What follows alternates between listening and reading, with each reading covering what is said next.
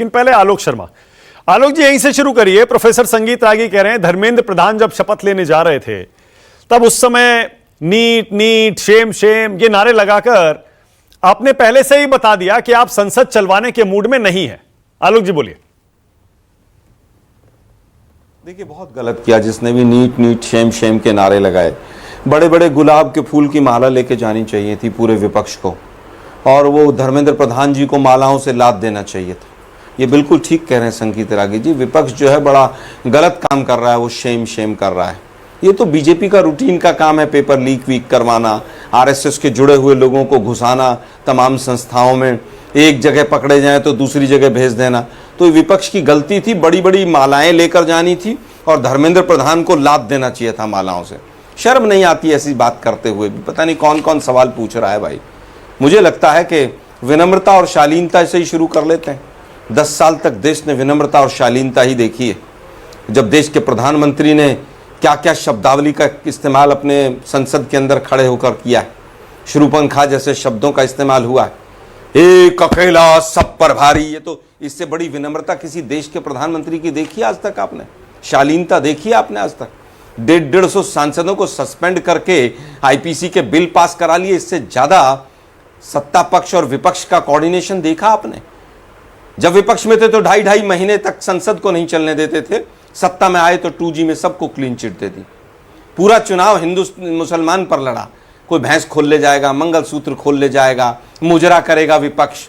और अब विपक्ष नीट पर आवाज भी ना उठाए, नीट पर भी गुलाब की माला लेकर जाए और धर्मेंद्र प्रधान जैसे निरर्थक और मैं कहूंगा कि बिल्कुल अक्षम शिक्षा मंत्री को मालाएं पहनाए। वो ये सत्ता पक्ष उम्मीद करता है?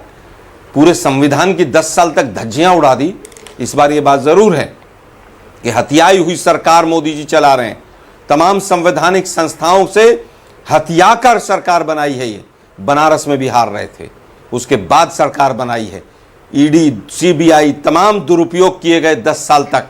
पार्टियों को आज भी डराया जाता है, पार्टियों को आज भी तोड़ा जाता है। इनकम टैक्स ईडी सीबीआई के नोटिस देकर महाराष्ट्र की सरकार को गिराया जाता है। क्या ये पूरा देश ने नहीं देखा?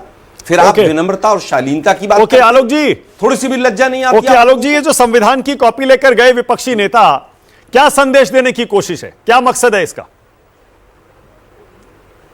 देखिए, संविधान पिछले 10 वर्षों में तार तार कर दिया, धज्जियां उड़ा दी संविधान की। आज संविधान नाम की कोई चीज नहीं बची है। संविधान नाम की चीज और उसका सम्मान बचा होता तो गुजरात के अंदर पिछले 10 साल में 10 कांड हुए हैं। कोई अग्निकांड है, कोई मोरबी कांड है, सैकड़ों लोग मोरबी में मर गए, एक आदमी को सजा नहीं हुई है। संविधान और संवैधानिक संस्थाओं की धज्जियां उड़ाई हैं। संविधान की धज्जियां कैसे उड़ाई हैं? आपके प्रेस से ही शुरू कर देते हैं। वर्ल्ड प्रेस फ्रीडम इंडेक्स में नीचे, करप्शन परसेप्शन इंडेक्स में नीचे, ह्यूमन फ्रीडम इंडेक्स में नीचे।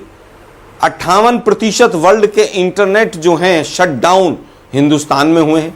सबसे ज्यादा सिडिशन के लॉ, देशद्रोह का दुरुपयोग कानून का यहां पर हुआ है।